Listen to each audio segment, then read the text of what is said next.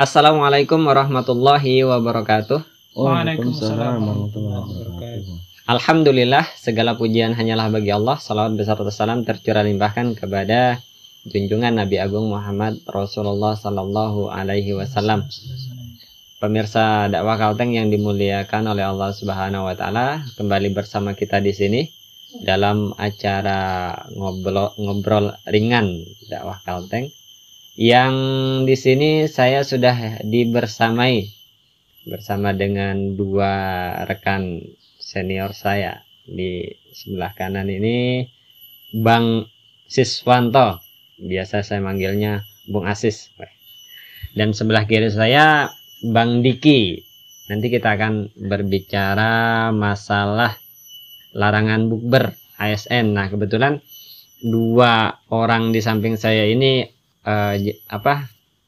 kesehariannya bukan sebagai ASN, jadi aman-aman saja ya.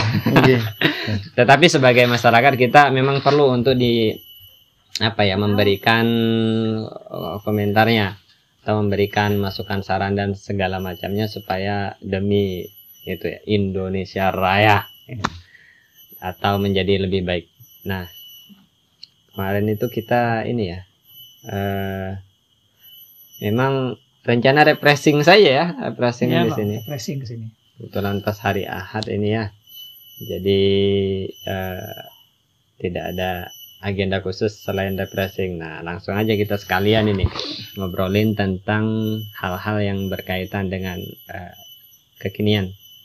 Jadi tidak kemudian karena pemuda maka tidak bersuara dalam hal-hal yang memang diperlukan untuk bersuara.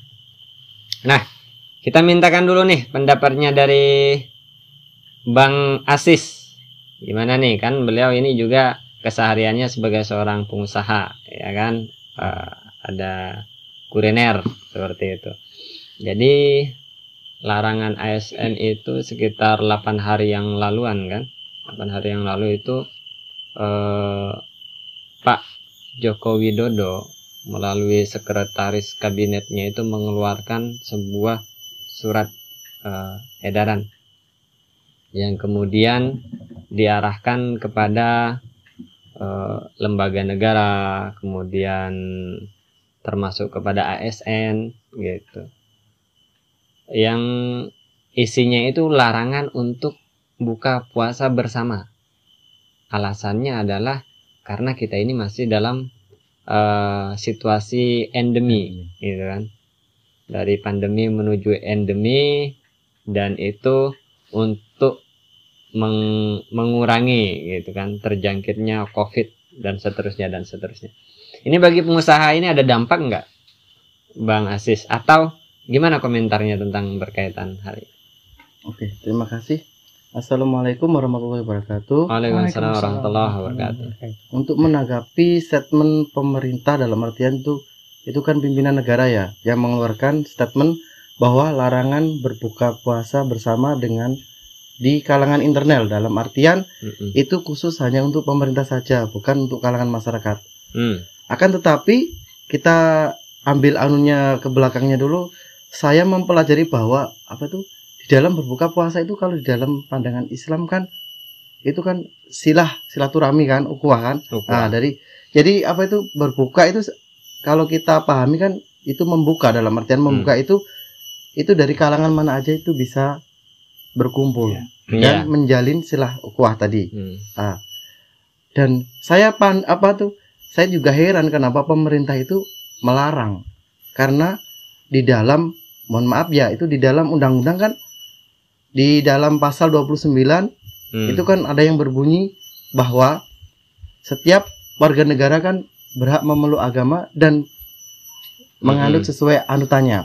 Nah, larangan berbuka puasa itu kan termasuk masalah hal yang sangat berpengaruh, soalnya itu kan masalah akidah, karena di dalam pasal 29 itu kan dijelaskan kan setiap warga negara kan berhak memilih agama sesuai kepercayaannya dan yang dianutnya. Lah, ada statement larangan berbuka puasa itu bagi saya itu ya kayaknya itu salah lah. Pemerintah mengucapkan larangan berbuka puasa itu kan. Nah, kalau bagi dampak saya itu sangat berpengaruh. Karena apa? setelah apa itu Pak Jokowi mengeluarkan statement larangan berbuka bersama itu, bagi dampak warung itu sangat berpengaruh. Ini tanggal 23 kalau tidak salah ya? Iya. Sekitar itu ya. Hari 21. Kamis. 21. Hari Kamis atau hari Selasa itu. Ya. Iya. Itu tuh sangat berdampak bagi pengusaha.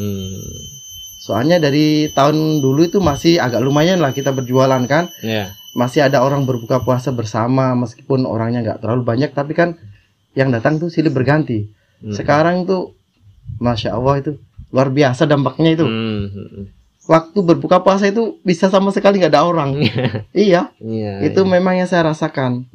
Makanya di sini tuh wah, sampai segitunya ya masyarakat. Padahal itu larangannya cuma khusus internal. Dalam artian internal itu kan orang-orang khusus pemerintahan aja, bukan masyarakat. ASN katanya. Iya, ASN. Tapi nggak tahu ya masyarakat kok. Saya rasa ini kok memang benar tidak ada sama sekali yang ada unsur untuk berbuka bersama untuk makan di warung gitu loh. Itu wah sangat luar biasa kalau menurut saya. Kalau Menteri Pendayagunaan Azwar Abbas itu kan, Azwar Anas itu mengatakan kalau ada ASN yang buka puasa bareng lapor ke kita, itu kan, wow, surat apa sanksinya ini sudah disiapkan nih, mulai dari teguran, kemudian dilihat lagi keterangan apa keras, sedang, ringan dan seterusnya gitu. Apalagi tempat jualannya Mas Asis itu dekat sama rumah sakit ya. Rumah sakit, kecamatan. Ya. Aduh. ASN sekitarnya. Ya, intinya itu di lingkup ASN lah. Benar. Tapi ya gimana lagi? Mungkin apakah orang ASN itu memang dalam artian taat mengikuti aturan pemerintah? Iya. Apa karena dia itu ada agenda-agenda lain sepertinya itu buburnya tuh secara sembunyi-sembunyi kita nggak tahu. Iya. Karena dalam artian namanya bukber itu kan biasanya tuh kan anunya kan ke warung, bukan di rumah. Jadi kalau bagi saya itu sangat berpengaruh. Benar. Sangat berpengaruh menurut pengusaha. Iya. Kalau menurut Bang Diki ini gimana Bang Diki? Apakah setuju ini kan? Atau seperti apa? Atau ada komentar yang lain?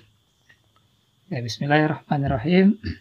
Assalamualaikum warahmatullahi wabarakatuh. Waalaikumsalam warahmatullahi wabarakatuh. Oke, terima kasih Bang Hari ya sudah ngajak nongkrong gitu ya, sambil ngobrol gitu kan.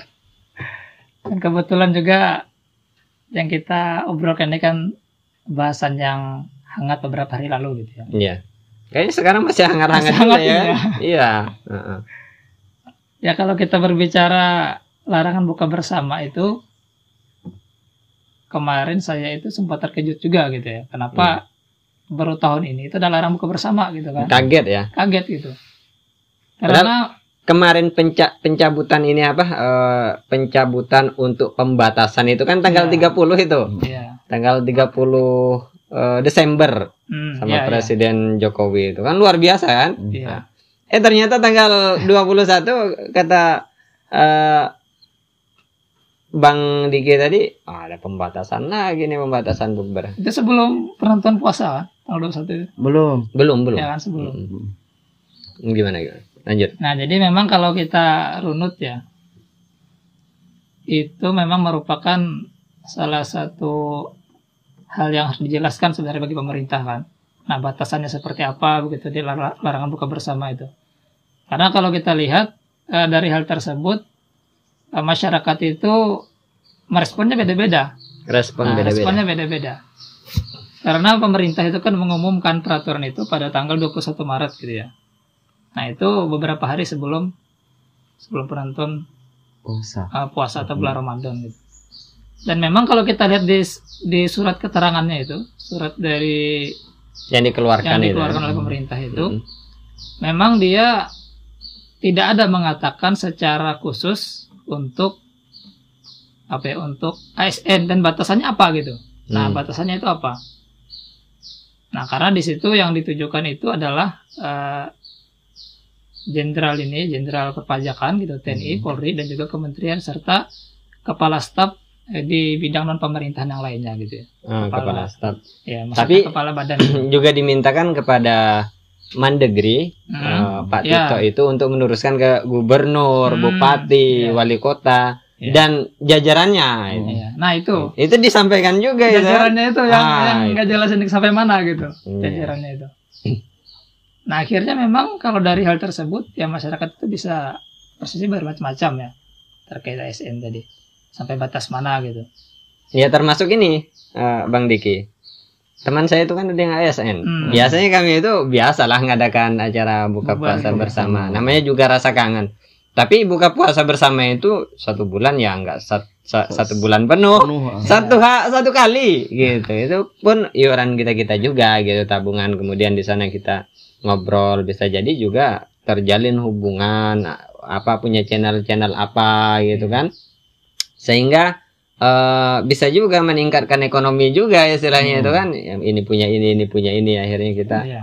atau ada teman-teman itu ternyata ada sebuah masalah yang solusinya itu ada di teman yang lain seperti itu malah melepas kerinduan gitu. Iya. Sama-sama laki-laki semua gitu kan, nggak campur baur gitu. Jadi buka puasa itu melakukan syariat, kemudian di buka puasanya pun tetap terikat dengan syariat Islam, tetapi di sana supaya berjamaah itu kan diberkahi seperti itu. Tapi ketika ada larangan ini yang ASN itu nggak berani. Iya. Wah, ini Wak gitu. Ini bro, ada larangan ASN buka puasa bersama, gimana ya? Oh ya sudah. Jadi kita itu ngenes juga gitu. Gimana? Dan memang kalau di surat itu kan alasannya itu karena transisi ya, ke endemi tadi. Endemi.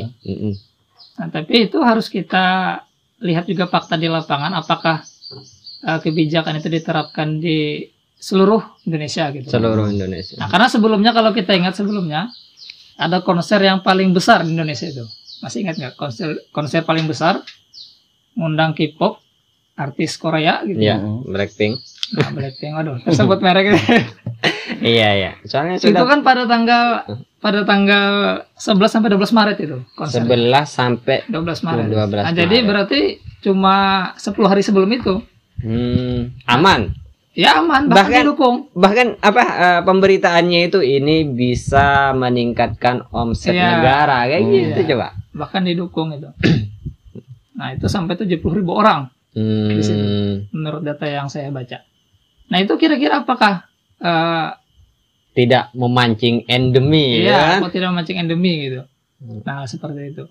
Jangan-jangan nanti ketika banyak orangnya malah kembali pandemi lagi gitu. Padahal gitu. waktu konser itu loh mangap-mangap. Iya. Ya kan, ngumpul mangap-mangap. Padahal penyebaran COVID itu kan dari mulut gitu. Harusnya ditutup. Kayaknya kemarin lihat nggak sih? Saya sih nggak lihat. Saya nggak lihat, tapi ada sih sepintas di Facebook itu sepintas lewat itu. Memang artisnya itu nggak pakai nggak pakai masker, mangap-mangap itu kan. Nah, yang lain mangap-mangap juga karena mungkin hafal, namanya juga pendengar kan. Tiketnya juga nggak terbilang murah. Gitu. Jadi yang kayak gitu COVID-nya memaklumi. Oh, ini aman gitu ya.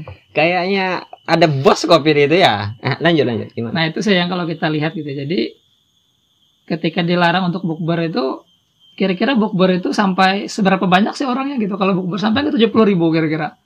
Kan nggak mungkin ya. Nggak mungkin. Nah, nggak mungkin kan. Nggak ngumpul juga. Nah, ya. Dan juga peraturannya itu diterbitkan menjelang Ramadan. Nah, ini kenapa begitu? Kenapa nggak sejak ketika transisi kemarin sejak awal gitu kan? Anggap aja dari Januari misalnya kan. Nah, sudah dibikin peraturan sehingga konser itu nggak mungkin kesini kan gitu ya. Atau konsernya online saja kan misalnya gitu ya.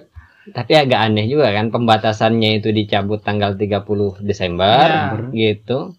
Terus mau buat larangan lagi gimana coba? Iya. Padahal waktu Pak Jokowi itu menyampaikan mencabut ini larangan berkumpul segala macam itu, pembatasan itu dicabut, itu kan menyampaikan data dari PBB sekian, data kedokteran itu yang sakit sekian itu tanggal 30 Desember. Tapi tanggal 18 sampai 21 Desember itu mantuan Kaisang nikah itu. Itu 3 hari loh. Iya. Ya kan, ngumpul-ngumpul juga, ngundang sampai 5.000 orang gitu.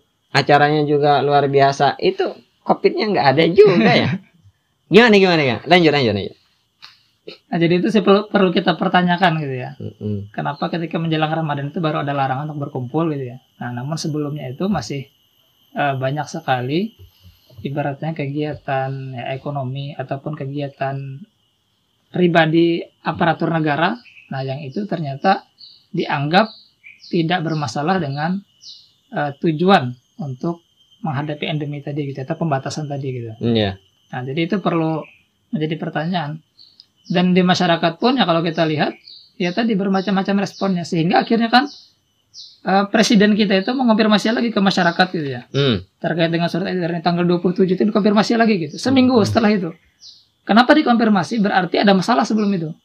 Ada opini yang ingin ditanggulangi sebelum itu begitu ya. 4 hari ya, tanggal 24 konfirmasi. 4 hari setelah. Terus tanggal 27. Oh, tanggal 27. Lanjut. Jadi sekitar hampir 1 minggu gitu ya baru dikonfirmasi lagi. Bahwa surat edaran itu untuk pejabat pemerintah, internal pemerintah gitu ya. Nah, bukan untuk masyarakat secara luas. Nah, bahkan Pak Tito itu mengatakan boleh saja ASN itu bukber, tapi harus ngundang fakir miskin, anak yatim, orang nggak mampu gitu, boleh aja. Nah, ini kan menjadi sesuatu yang nggak jelas aturannya gitu. Sebenarnya paham bukber nggak sih? Nah, itu Iya. Jadi nggak jelas gitu ya. Nah, makanya itu perlu ditanyakan kenapa menjelang Ramadan itu ada aturan untuk membatasi masyarakat untuk berkumpul gitu ya. Nah, kenapa nggak sebelum Ramadan aja gitu kan? Ini kan menjadi suatu pertanyaan, ada apa di balik itu? Jadi pertanyaannya itu, apakah corona itu mengejar ASN saja atau ASN yang muslim saja, iya kan? Kalau non muslim kan mustahil buka puasa kok, nggak menjalankan ibadah puasa gimana kan? Tapi kemarin ada loh ikut orang pengen buka bersama. Pinginnya kan. Iya. Tapi kalau dia mengadakan acara buka puasa itu kan mustahil lah. Wah, iyalah, nggak masuk hitungan lah ya kan. Yeah. Jadi kan apa kita mikirnya itu loh, kok corona sekarang ini varian baru ya kan? Variannya ngejar yang ASN. Cerdas berarti. Sudah berevolusi gitu kan. Ya. ASN sudah itu ngejarnya yang buka puasa bersama, yang ngumpul-ngumpul itu ya kan. Ya. Kemudian yang apa lagi? Yang muslim. Iya, yang muslim. Hebat sekali yang varian baru ini. Ya, dan varian baru ini sepertinya lebih kuat ketika acara-acara keislaman gitu ya. Nah, sehingga ada yang mengatakan jog-jognya itu kan. Varian ini varian Islamophobia. Iya. Ya, varian ya agak-agak ngeri juga. Di tengah yang sebelum-sebelumnya itu kan diberitakan bahwa rezim yang sekarang ini kan terkenal rezim anti-Islam ya, itu tidak bisa ditutup-tutupi juga. Ya ternyata sekarang yang kena virusnya itu kena virus rezim, malah coronanya yang kena virus. Alah gitu. Ya, Tapi mulai apa? Kan ada menterinya juga itu. Yang di luar pemerintahan jangan banyak omong. Kan kayak gitu ya. Nggak boleh banyak kok. Padahal ciri-ciri masyarakat yang cerdas itu kan dia yang bisa memberikan masukan, mengkritik, memberikan masukan kepada kebijakan-kebijakan yang kira-kira kebijakan itu memang merugikan. Akhirnya itu kan ada apa? Ada kayak revisi, tapi revisinya lewat mulut saja kan? Bahwasannya larangan itu supaya ASN tidak berpoya-poya karena sekarang itu dilirik oleh masyarakat gitu. Jadi agak berhati-hatilah supaya tidak terlihat glamor dan lain sebagainya. Itu gimana tanggapan Bang Diki? Jadi alasannya berubah seperti berubah dari surat itu tadi gitu ya. Padahal banyak tokoh kan yang kemudian mengatakan dicabut sajalah itu. Itu susah juga itu dilaksanakan oleh masyarakat kan seperti. Tapi nggak dicabut-cabut juga. Cuma dari mulut saja yang kemudian berbelok membuat alasan, tapi secara tulisan tetap aja berubah. Nah, jadi berubah alasannya itu. Harusnya klarifikasinya itu misalnya menjelaskan data endemi itu. Nah, itu kan nyambung kalau kan gitu kan. Data endemi sekian makanya tidak boleh adanya buka bersama gitu kan nyambung karena dengan surat yang pertama tadi. Kalau sekarang tambah alasan lagi.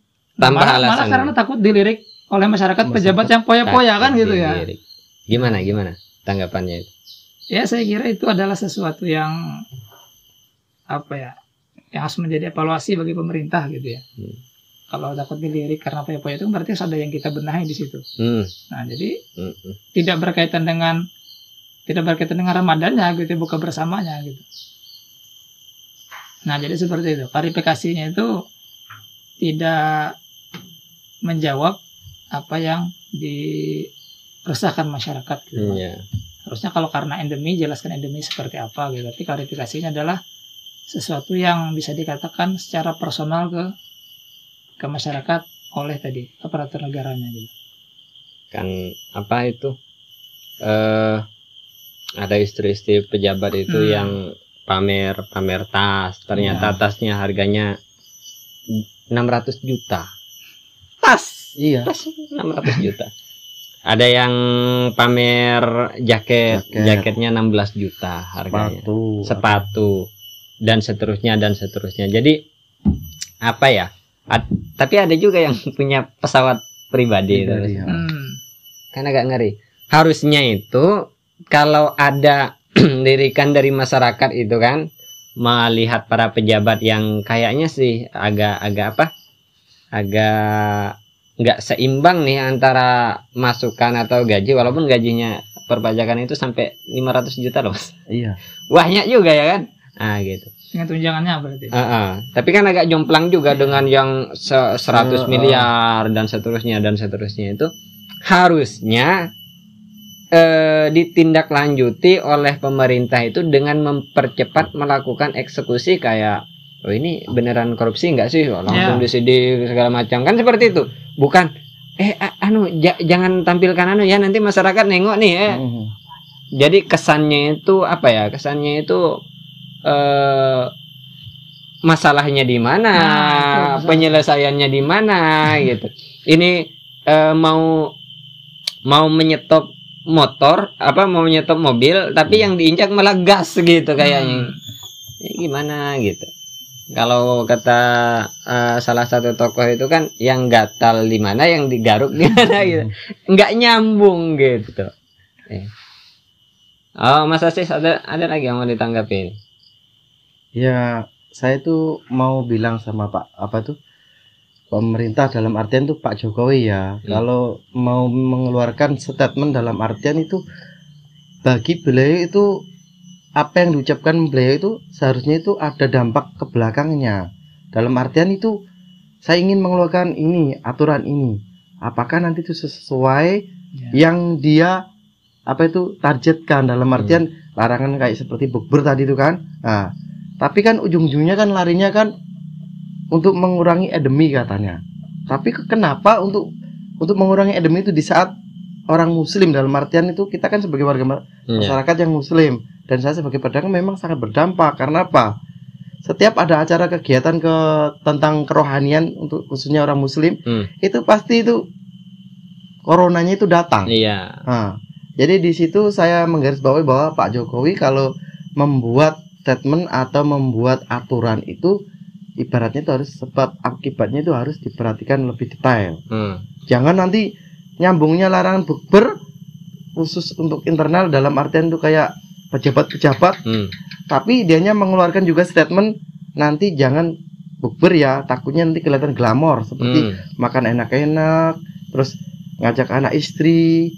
Intinya itu ya, kita itu hidupnya kayak foya-foya gitu. Tapi kembali lagi, wah kok katanya larangan bukber, tapi kenapa kok nyambungnya ke nanti biar kita gak kelihatan kalau kita itu gak kelihatan.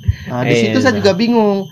Tapi kan di sisi lain saya bingung kan, saya juga memperhatikan pergerakan pemerintah meskipun saya sebagai seorang pedagang. Jadi saya harus bisa memilih dan memilah. Karena kebijakan pemerintah itu berdampak kepada kita langsung, masyarakat, dan itu tidak disadari sebagian saudara-saudara kita. Cuman itu kan udah ngikut aja, itu kan sudah aturan pemerintah. Taat aja gitu. Kalau saya itu dibilang udah ya udah, tapi dilihat dulu ada dampak nggak bagi masyarakat kecil, khususnya saya pedagang itu kan. Kalau ada dampaknya ya secara otomatis saya juga mengeluh. Mungkin itu sih. Iya. Jadi ya seperti itulah ya kira-kira. Kalau Bang Diki gimana, Bang Diki? Kan kemarin ini Bang Diki ya. Gimana? Menteri Erick Thohir itu Erick Thohir menteri itu PSSI ya kan? Pengurusnya PSSI Pak Erick Thohir sama Pak Jokowi itu ya getol sekali ingin PIKPA itu U20 itu diadakan di Indonesia kan? Sampai kemudian ada banyak penolakan dari mayoritas kaum muslimin misalnya, termasuk PDIP gitu kan, yang akan paling depan menolak gitu kan. Gitu kan. Gitu. Jadi kok apakah nanti kalau Piala U20 itu diadakan di Indonesia itu bakalan pakai masker gitu. Enggak ngumpul-ngumpul, enggak begini dan begitu. Kemudian setelah dibatalkan oleh presiden FIFA-nya gitu ya. Dialihkan ke mana itu? Dialihkan lah ya, bukan di Indonesia seperti itu. Kayaknya sedih sekali, sangat menyayangkan begini dan begitu gitu kan ya. Padahal kalau mau konsisten untuk mengatasi corona tadi, harusnya U20 yang memancing kerumunan dan pasti memancing kerumunan itu lega gitu, bahkan sujud syukur lah kan? Alhamdulillah gitu kan. Akhirnya apa yang kemudian berdampak kepada endemi atau pandemi ini salah satunya sudah bisa kita selesaikan gitu. Kita harus fokus terus ibadah puasa, insya Allah puasa kali ini tidak memancing corona dan seterusnya lah ya. Tapi ini enggak, ini sangat disayangkan, bisa menghilangkan kepercayaan begini dan begitu, ini kesempatan dan seterusnya. Mungkin Bang Diki ada itulah yang kata saya tadi adalah kebijakan yang tidak fair gitu ya. Artinya pemerintah ini mengeluarkan statement untuk menghadapi pandemi maka dibatasi, tapi di sisi lain terkait dengan perkara ekonomi, kepentingan tertentu itu malah digetolkan gitu. Nah itu menjadi pertanyaan. Dan tadi kembali lagi bahwa banyak sekali kebijakan-kebijakan yang mana itu dikeluarkan ketika menjelang hari-hari umat Islam gitu ya. Hari-hari umat Islam. Tadi untuk pembatasan bukber dan sebagainya. Nah itu menjadi sesuatu yang harus kita pertanyakan. Kenapa kebijakan itu keluar ketika acara keislaman itu mau datang gitu?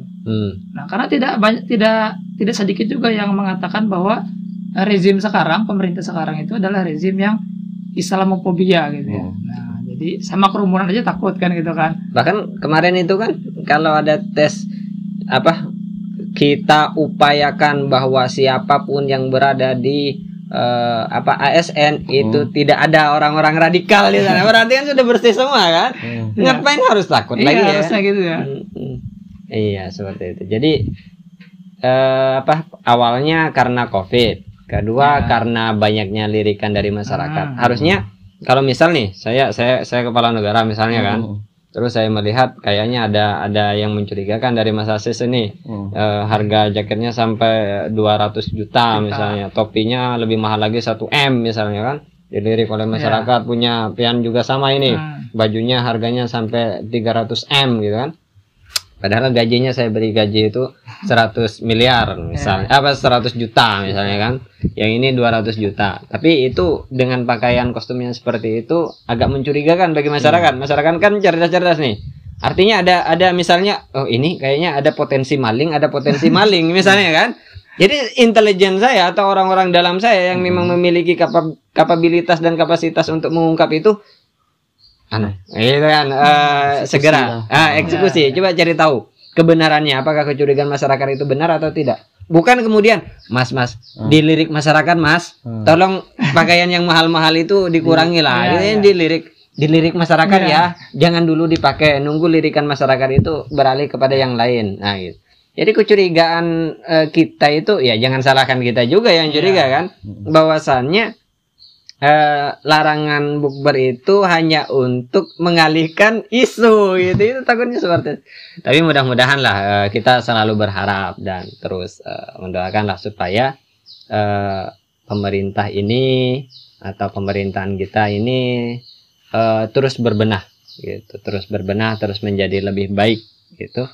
Dan kita juga selalu berdoa mudah-mudahan ya kalau masukan kita pribadi, masalah yang serumit dan problematik seperti ini itu tidak akan selesai selama kemudian aturan yang sempurna itu nggak diambil seperti itu.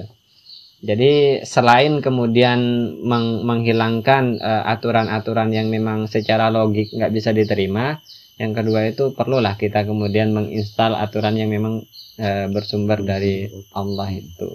Kan kemarin ada nengok rapat DPR ya? Iya. Ada kan? Iya.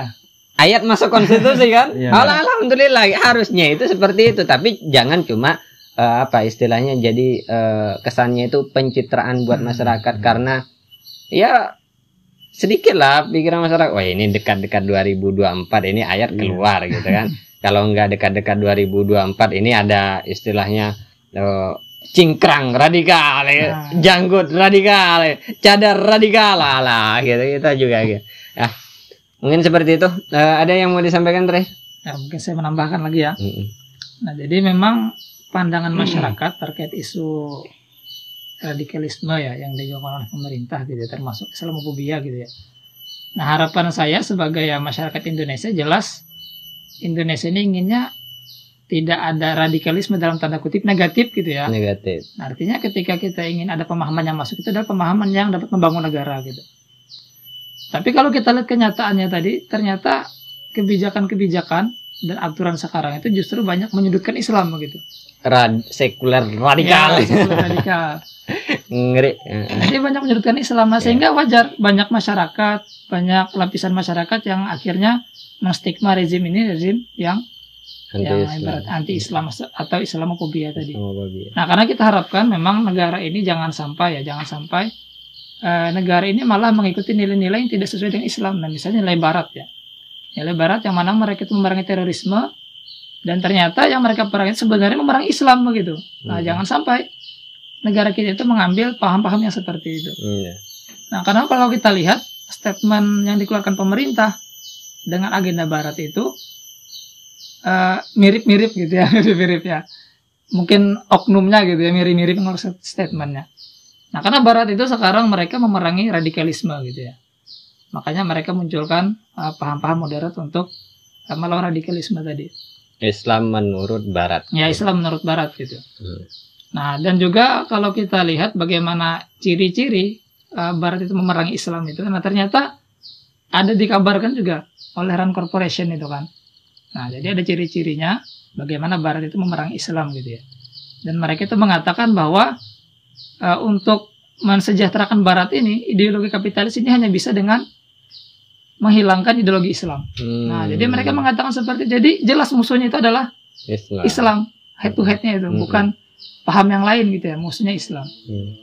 Nah, jadi memang mereka itu ada yang mengatakan tadi bahwa cara mereka untuk memenangkan Islam itu, memenangkan Barat tadi dengan menghancurkan Islam.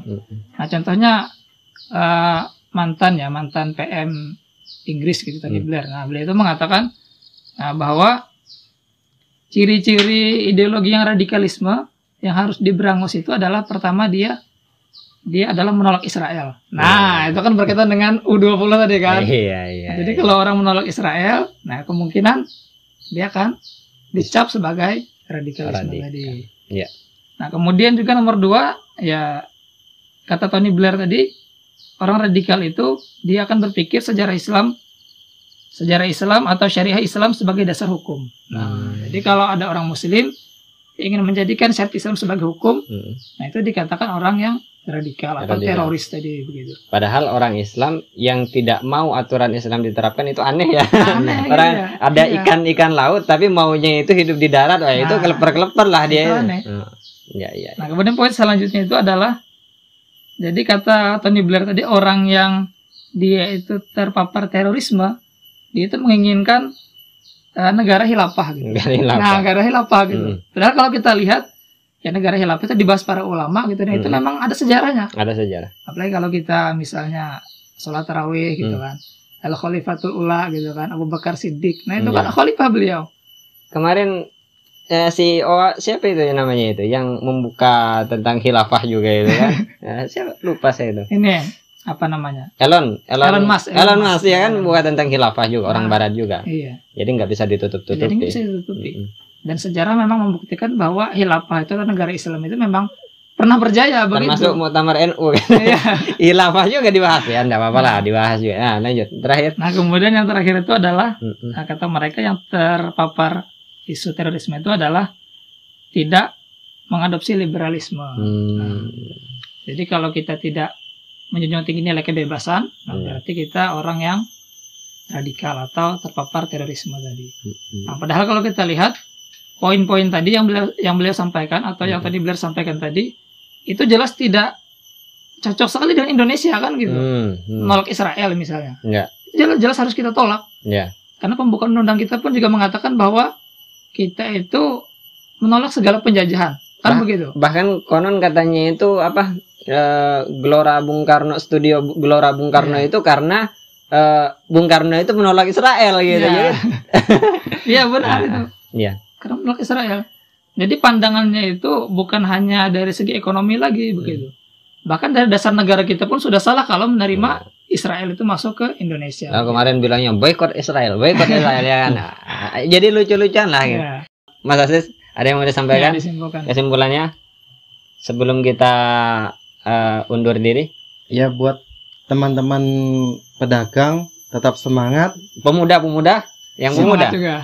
Pemuda-pemuda juga semangat karena apa? Ibaratnya kita itu mengkritik pemerintah itu jangan takut. Ibaratnya itu kita itu di dalam rumah tangga.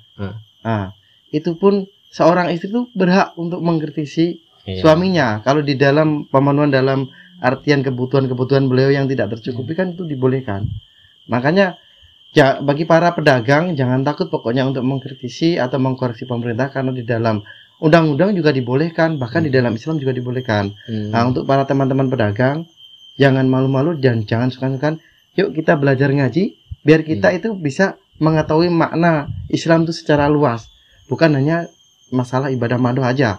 Akan tetapi mengkritisi pemerintah juga dibolehkan. Mungkin itu sih dari saya. Bang Diki?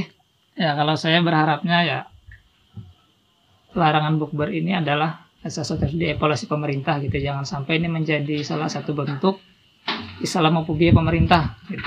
Nah, karena kita khawatir agenda barat tadi sudah diadopsi juga oleh pemerintah. Nah, padahal kalau kita lihat dari segi kultur masyarakat, mayoritas masyarakat, dan juga sejarah Indonesia begitu sangat dekat sekali dengan Islam gitu kan. Nah, jangan sampai kebijakan itu justru menyudutkan Islam. Harus ada keadilan di situ. Nah, makanya oleh karena itu ya penting sekali untuk kita senantiasa menyampaikan ya ketika ada kebijakan gitu ya dari pemerintah yang menurut kita tidak sesuai gitu. Nah, itu tidak apa-apa kita sampaikan gitu bagaimana solusi dan sebagainya. Karena itulah salah satu bentuk sebagai masyarakat tadi. Nah, artinya membuat koreksi dan juga menyampaikan solusi tadi seperti itu. Apalagi ini akan bertanggung jawab di hadapan Allah. Nah, itu yang berat. Kalau kita berpikir ke akhirat lebih berat lagi begitu. Iya. Ya, mungkin itu ya. Terima kasih sekali kepada dua rekan saya di sini untuk menyampaikan itu. Mudah-mudahan apa yang menjadi keinginan dan cita-cita rakyat Indonesia itu kan sejahtera, adil dan makmur, berketuhanan, itu memang benar-benar diterapkan di negeri ini.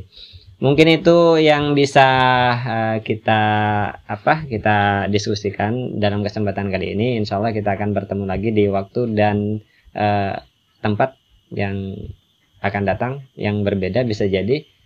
Terus ikuti channel kita, insya Allah akan ada banyak tema-tema yang berbeda, yang lebih menarik, yang lebih indah untuk kita bicarakan dan mempertajam pemahaman kita tentang Islam dan yang lainnya, insya Allah.